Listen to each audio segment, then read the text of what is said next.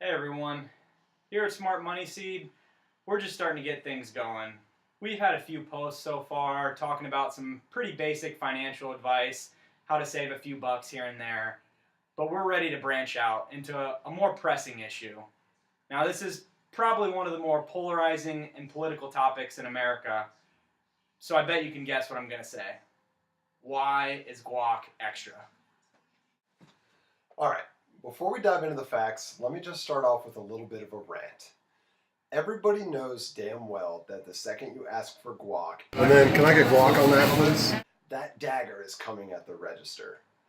The second that garlicky avocado goodness snuggles in on top of its cool bed of sour cream and cheese, your $7 burrito automatically became $8.95.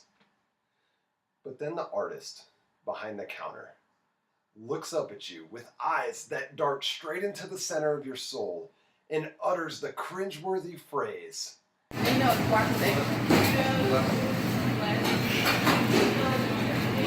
yeah, please, guac, please. You know guac is extra, right? I've tried everything short of screaming and cursing or throwing a mean left hook straight to their jaw. Anger, silence, sarcasm. Nothing can ease the pain of that 100% intentional slap to the face. All right, everyone, let's calm down a little bit. Let's dive into the facts. Fact number 1, yes, the guac is worth it. End of discussion. Fact number 2, no, this does not justify a trip to Qdoba. The ingredients aren't as fresh, the spices aren't as good, and hot take alert, the queso cheese just overpowers the taste of the rest of the burrito.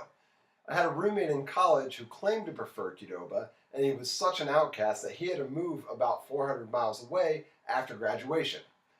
Fact number 3, Chipotle isn't actually making much extra money on guac, and in some cases they might actually be losing money.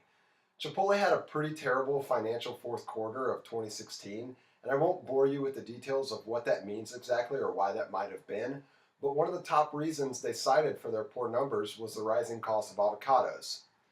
So don't try any bullshit to steal your guac. A profitable Chipotle equals a flourishing society. Now before we move on, I do have a slight confession to make. For years, I would steal lemonade from Chipotle, although I only asked for a water cup. It's a part of my past that I'm not proud of. Then my sophomore year during Lent, I decided to give up stealing lemonade from Chipotle. I'm happy to report that the Lord has corrected my sinful ways and I have not stolen lemonade since. Napkins, however, are a completely different story. Until they decide to put a limit on napkins, napkins are fair game. Take 50 at a time. So let's break down what you're getting for your $1.95. We looked at Chipotle.com and the main ingredient is Hass avocados. Now before this video, Alex and I had no clue what a Hass avocado was, but it turns out it's just a common type of avocado. Right now, avocados are trading for about 94 cents each, which means $1.88 for the 2 avocados in your serving. That right there shows Chipotle isn't really ripping us off.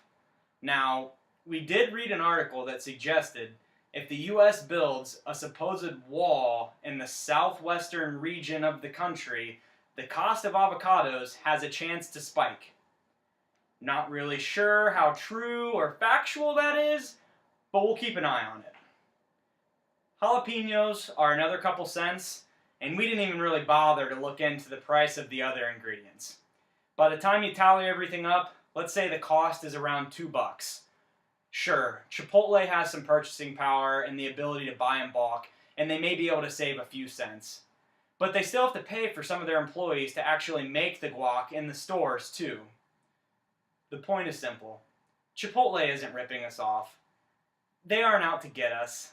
They aren't making much money on guac, and sometimes they even lose a little money. Cut the protests, stop the riots, end the war. The extra charge for guac is justified, it's here to stay, and for the betterment of society, so is Chipotle.